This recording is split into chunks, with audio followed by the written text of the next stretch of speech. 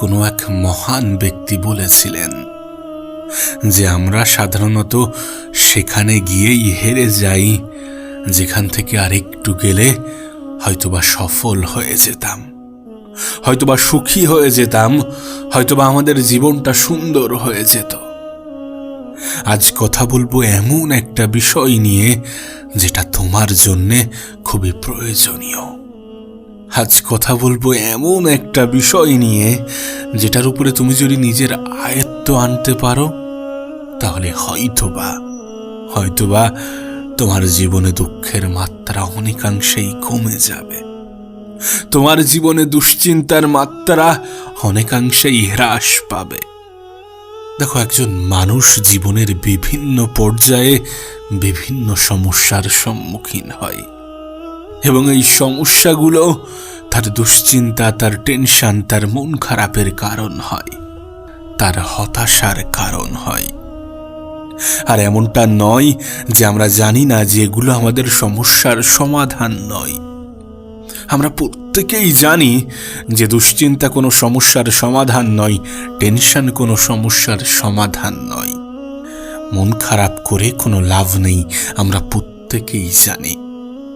তবে সত্যি বলতে আমাদের জীবনে এমনও কিছু সময় আসে যখন ধৈর্য ধরাটা অনেক বেশি গুরুত্বপূর্ণ, অনেক বেশি প্রয়োজনীয়।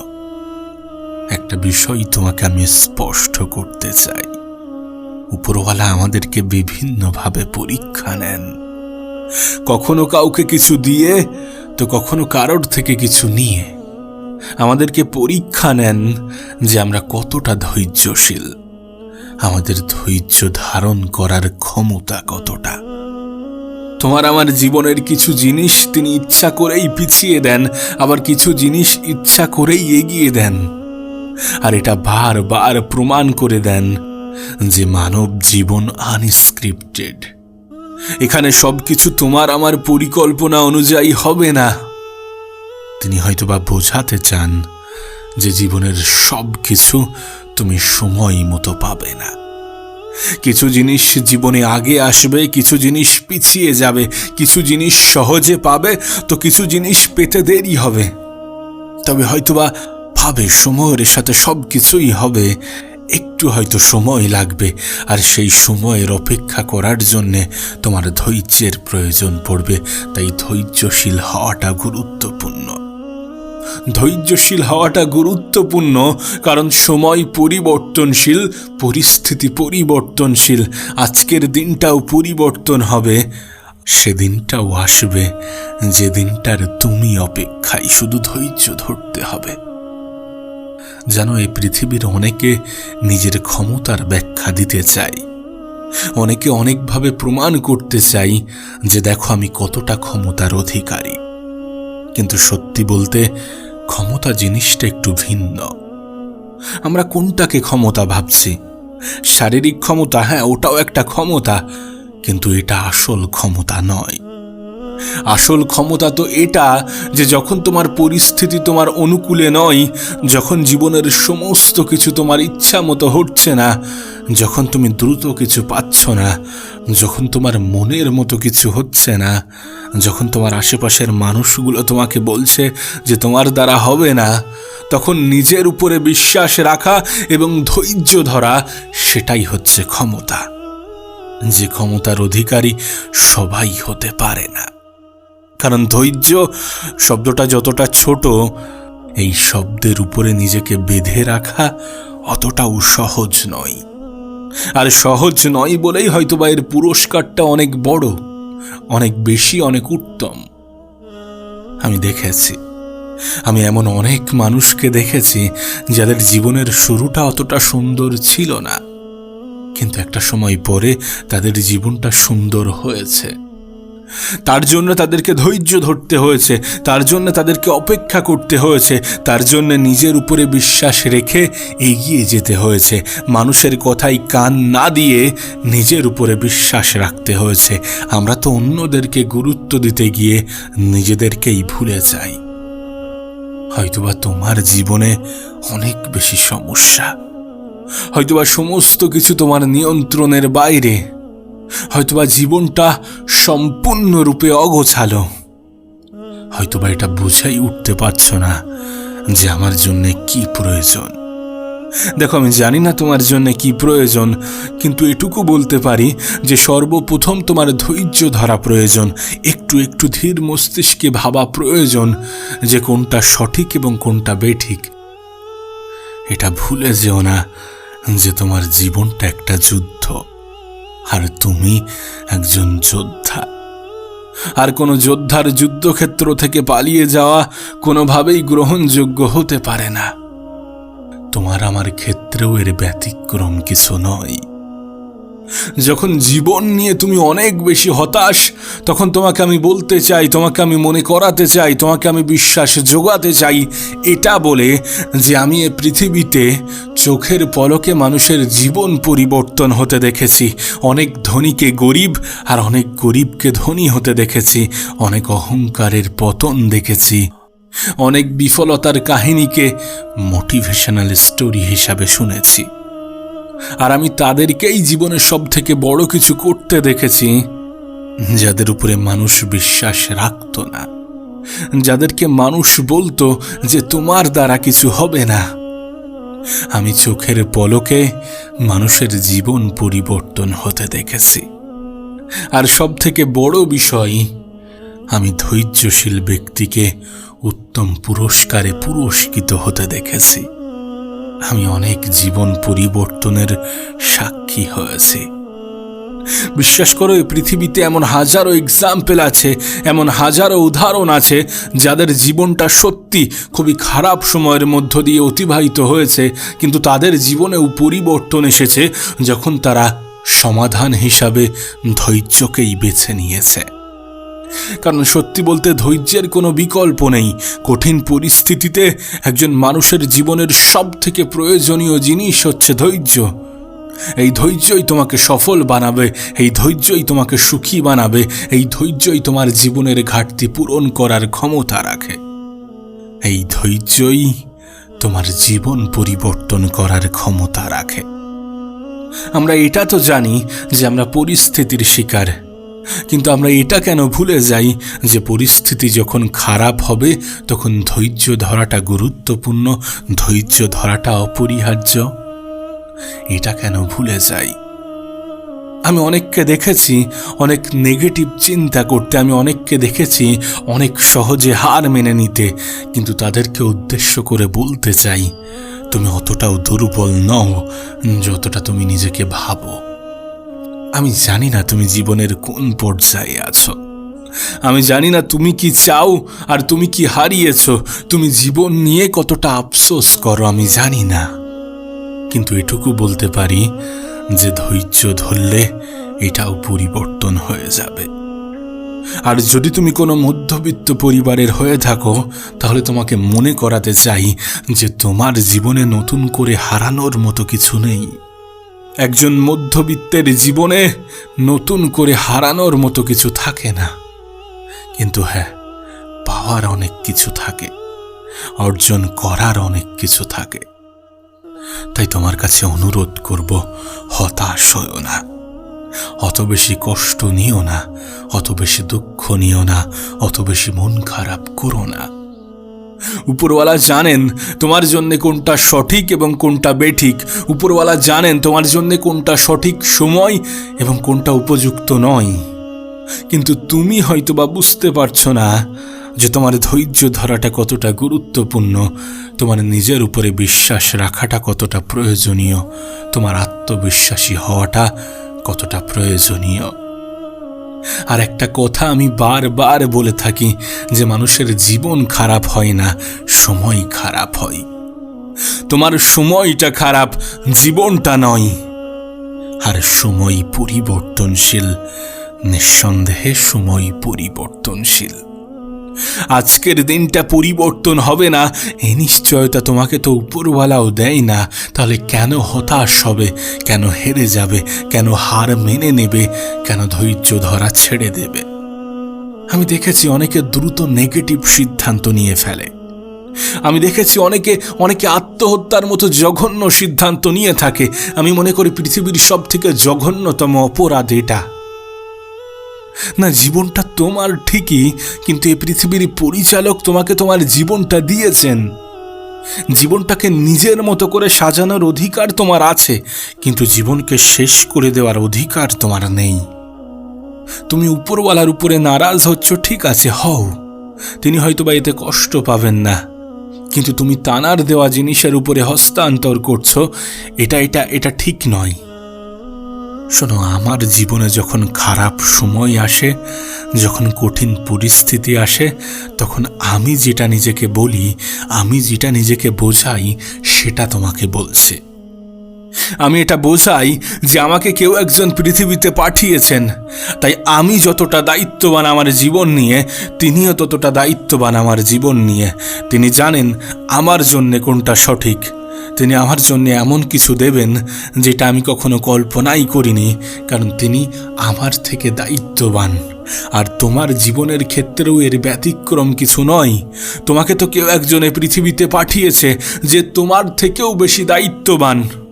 তুমি তোমার জীবন নিয়ে যতটা চিন্তিত, তিনি তোমার জীবন নিয়ে তার থেকে হাজারো গুণ বেশি চিন্তিত।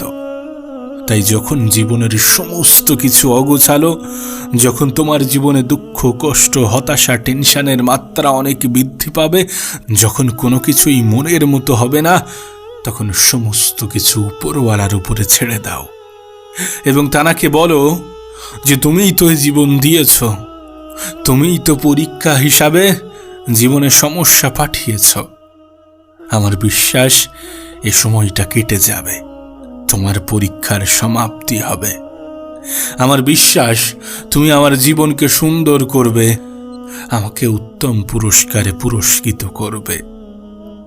নিঃসন্দেহে সেদিন দূরে নয় যেদিন তোমার দিনটাও পরিবর্তন হবে। নিঃসন্দেহে সেদিন দূরে নয় যেদিন তোমার স্বপ্নগুলোও সত্যি হবে।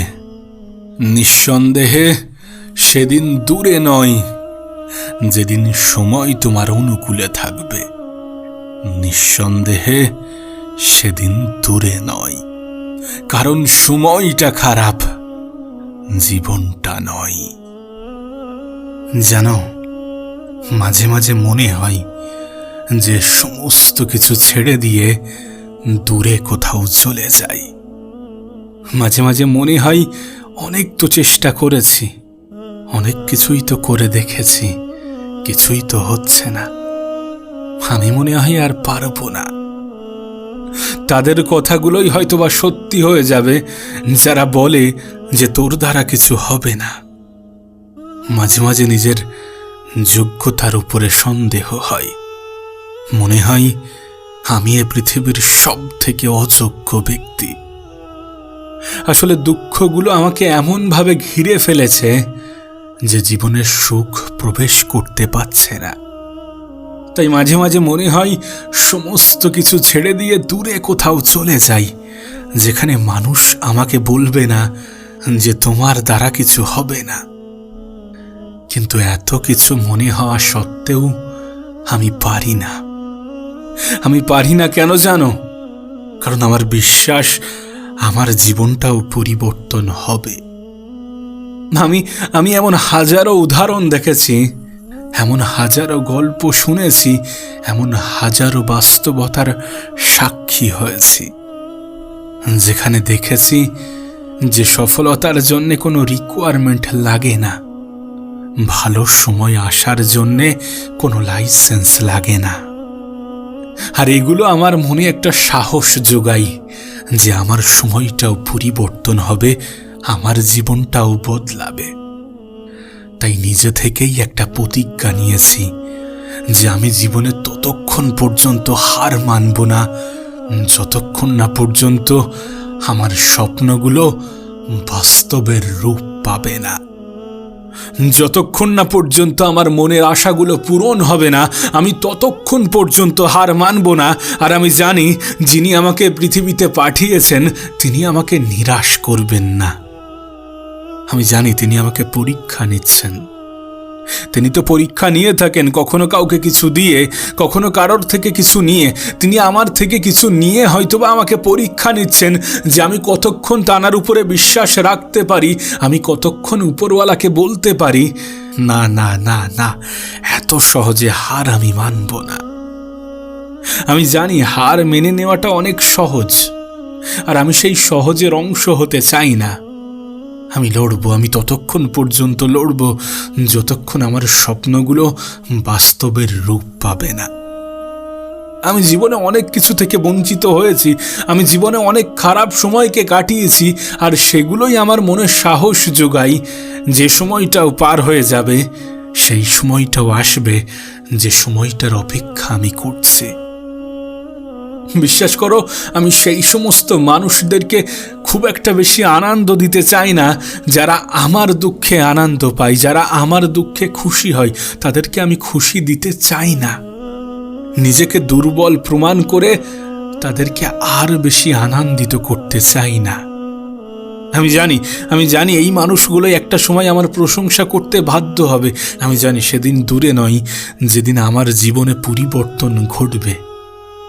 জানো, আমি আমার মনকে কিভাবে সান্ত্বনা দিই যে আমার সাথে এর থেকেও অনেক খারাপ কিছু ঘটতে পারত, আমার সাথে এর থেকেও অনেক খারাপ কিছু হতে পারত। আমার প্রত্যেকটা খারাপ মুহূর্তে আমি নিজেকে ঠিক এমনভাবেই বোঝাই, নিজেকে ঠিক এমনভাবেই বলি যে আমার জীবনে এর থেকেও অনেক খারাপ পরিস্থিতি আসতে পারত, আমি তো এর থেকেও অনেক খারাপ সময়ের সম্মুখীন হতে পারতাম। আমি ওই ভিড়ের অংশ নই যে ভিড় অল্পতেই হাল ছেড়ে দেয়। আমি নিজেও দেখেছি একটা সফলতার পিছনে কতটা বিফলতার কাহিনী আছে, আমি নিজেও দেখেছি। তাই জানি যে জীবনে সফল হতে গেলে কিছু বিফলতার মুখোমুখি হতে হবে। জীবনে ভালো সময় পেতে গেলে কিছু খারাপ সময়ের মোকাবেলা করতে হবে, এটুকু আমার জানা আছে। তাই নিজের মনকে এখনো বলি, যে সময়টা বদলাবে সে সময়টা আসবে যে সময়ের আমি অপেক্ষায়, যে সময়কে আমি আমার জীবনে বারবার পেতে চাই। আর আমি জানি আমার এই খারাপ সময়গুলোই আমার কাহিনীকে আলাদাভাবে ব্যাখ্যা করবে।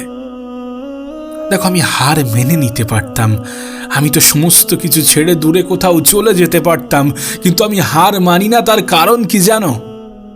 কারণ আমি মনে করি যে সুখকে কোনো ক্রাইটেরিয়া দিয়ে বেঁধে রাখা যায় না, সফলতার জন্য কোনো ক্রাইটেরিয়া লাগে না।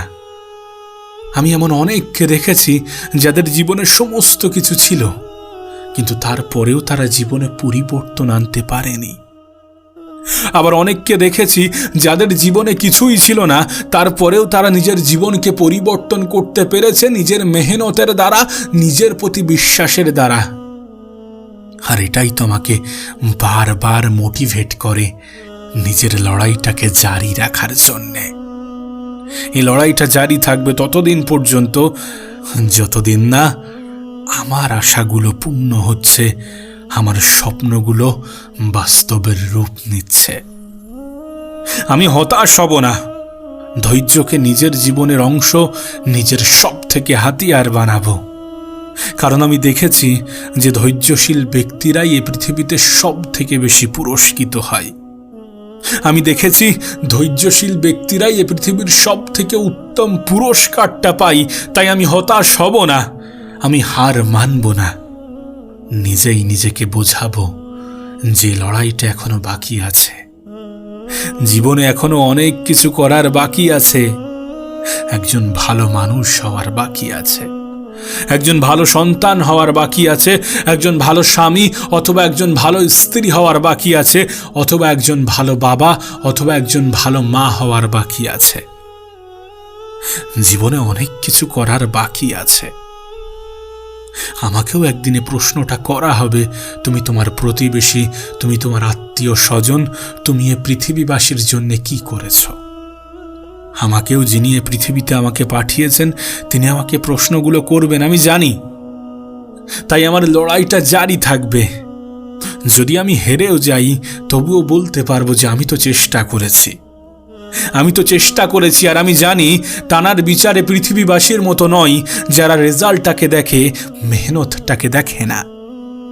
এ পৃথিবীর মানুষ তো রেজাল্ট দেখতে পছন্দ করে, কেউ তোমার মেহনতটা কিন্তু দেখে না, দেখবেও না।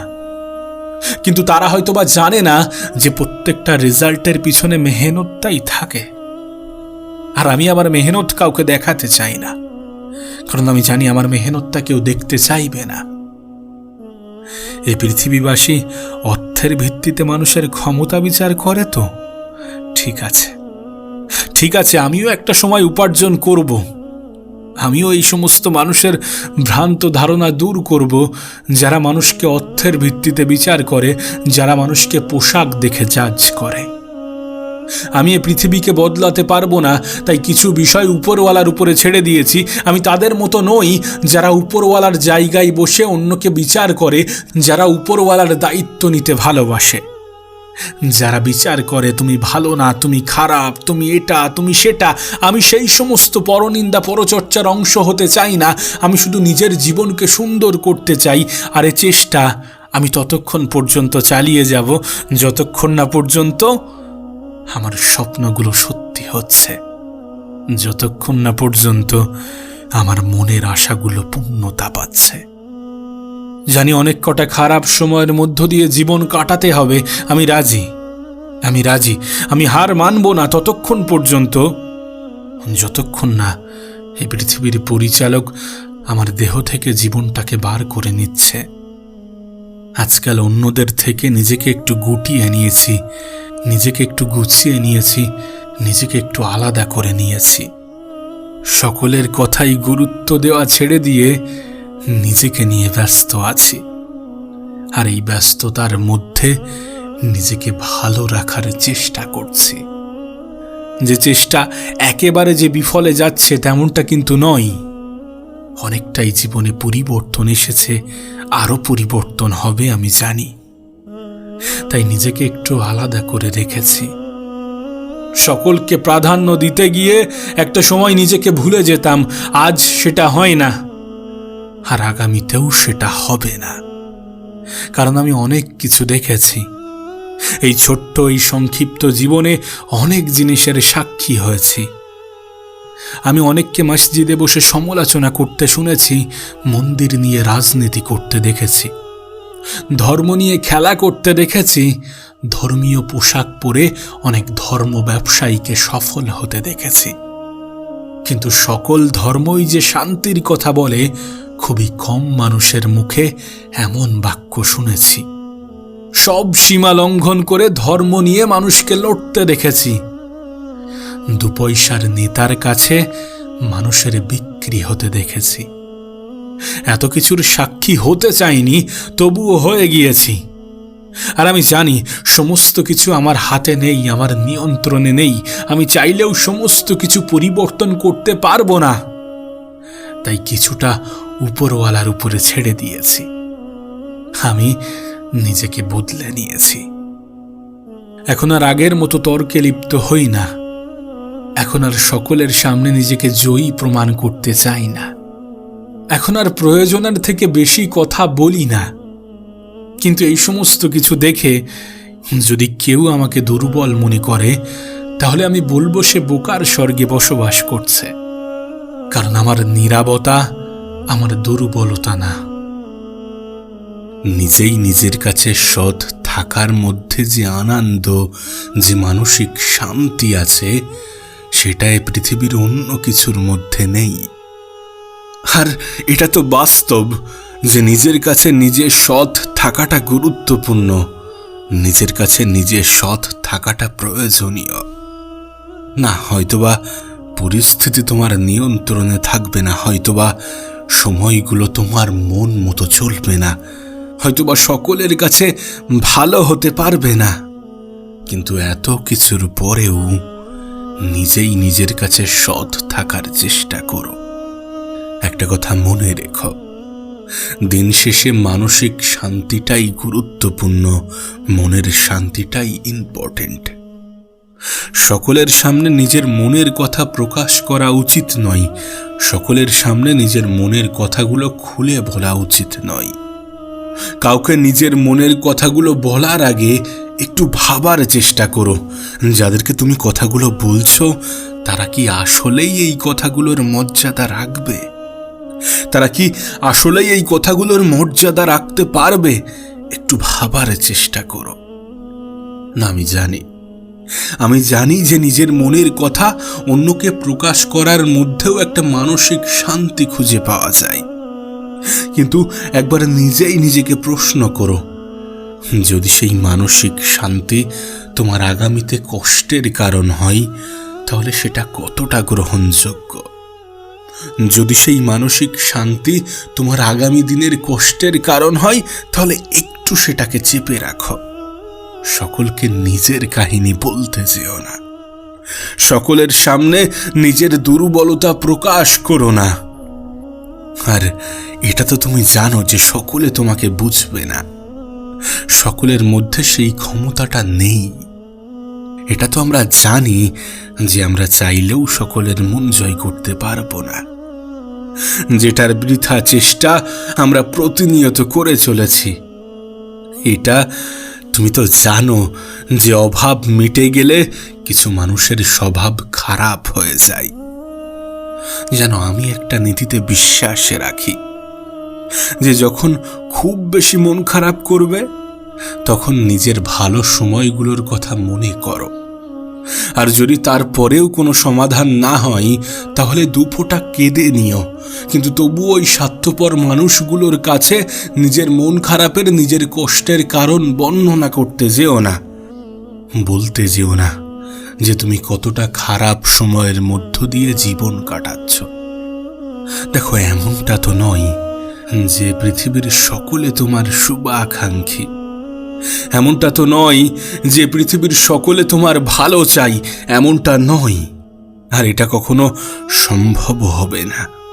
তুমি হয়তো এটা বোঝো না যে সবাই তোমার দুর্বলতা, তোমার কমজোরি, তোমার কষ্টের কথা মনে করে আফসোস করে না। কিছু মানুষ মজাও পায়, আর কিছু মানুষ তোমার হালাত, তোমার পরিস্থিতি জিজ্ঞাসা করে, তোমার ভালো চাই ওই জন্যে নয়। কিছু মানুষ জানে যে তুমি কোন পর্যায়ে আছো, তারা জেনেও এটা জিজ্ঞাসা করে যে তুমি কেমন আছো। আসলে তারা তোমার মুখ থেকেই শুনতে চাই যে আমি ভালো নেই। তুমি তাদেরকে কি বলবে? যারা অন্যের দুঃখে আনন্দ পায়, তারা মানবিকতার কোন পর্যায়ে? বিশ্বাস করো, এগুলো এ পৃথিবীর অপ্রিয় সত্য। যে পৃথিবীর সবাই তোমার খুশিতে খুশি হবে না, তোমার আনন্দে আনন্দ পাবে না, তোমার খারাপ সময়ে হয়তোবা পাশে থাকার কথা বলেও পাশে থাকবে না, তোমার জীবনটা সুন্দর হোক এমন কিছু চাইবে না, এমন কোনো সুপরামর্শ দেবে না, কিন্তু তারা হয়তোবা এটা জানে না যে এমন করে নিজেও কখনো ভালো থাকা যায় না। অন্যের প্রতি কুধারণা রেখে নিজের জীবনে উন্নতি করা যায় না। অন্যকে হিংসা করে নিজের জীবন সুন্দর করা যায় না। তবে তোমাকে একটা কথা বলতে চাই, প্রতিটা ভুল মানুষকে একটি করে শিক্ষা দেয়, আর প্রতিটা শিক্ষা একজন ব্যক্তির জীবন পরিবর্তন করে দেয়। তোমাকে শুরুতেই একটা কথা বলেছিলাম যে নিজের কাছে সৎ থাকার মতো যে আনন্দ এবং মানসিক শান্তি আছে সেটা দ্বিতীয় কোথাও নেই।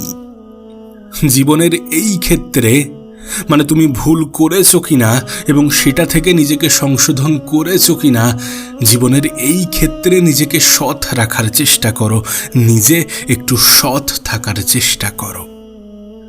যদি সত্যি মানসিক শান্তি পেতে চাও তাহলে নিজেই নিজেকে ধোঁকা দেওয়া, নিজেই নিজেকে মিথ্যা বলা বন্ধ করো। জানো, এই পৃথিবীর সব থেকে বড় প্রতিশোধ নেওয়ার কৌশলগুলো কি কি? ইগনোর আর নীরবতা। ইগনোর করো সেই সকল মানুষকে যারা তোমার জন্য হার্মফুল, যারা তোমার জন্য ক্ষতিকারক। নীরবতা বজায় রাখো সেই পরিস্থিতিতে যখন তোমার কথাগুলোই তোমাকে ফাঁসিয়ে দিতে পারে। যেখানে কথা না বললে তোমার জন্যে ভালো হবে, যেখানে কথা না বললে মানুষ তোমাকে গুরুত্ব দেবে।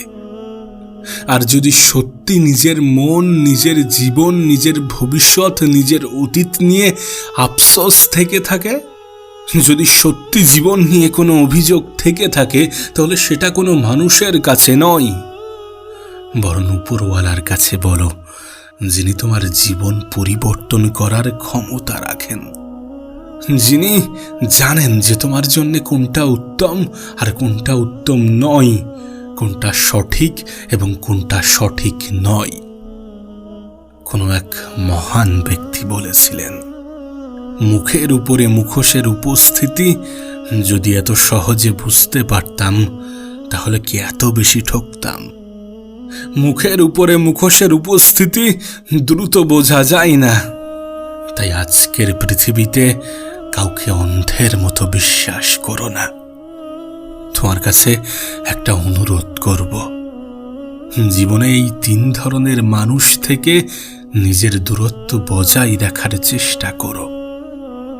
নাম্বার 1, যারা তোমাকে নিয়ে হিংসা করে, এদের থেকে নিজের দূরত্ব বজায় রেখো।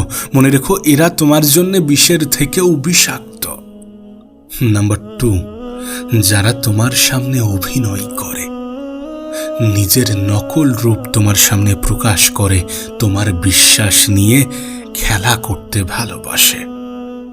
এবং নাম্বার 3, তোমার গোপনীয়তা অন্যের সামনে প্রকাশ করে। যেন কখনো কখনো আমরা নিজেরাই নিজেদের সাথে বিশ্বাসঘাতকতা করি, নিজের গোপন কথা অন্যের সামনে প্রকাশ করে অন্যকে বলে থাকি যে তুই এটা কাউকে বলিস না। কিন্তু তুমি নিজেই দেখো, তোমার গোপন কথা তুমি নিজে গোপন রাখতে পারলে না, তাহলে সে কিভাবে গোপন রাখবে? তাই নিজের সাথে নিজে বিশ্বাসঘাতকতা করো না, নিজেই নিজেকে ধোঁকা দিও না।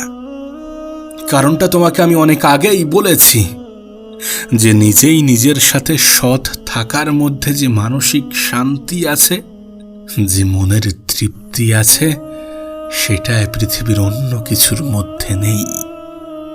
সেটা এ পৃথিবীর অন্য কিছুর মধ্যে নেই।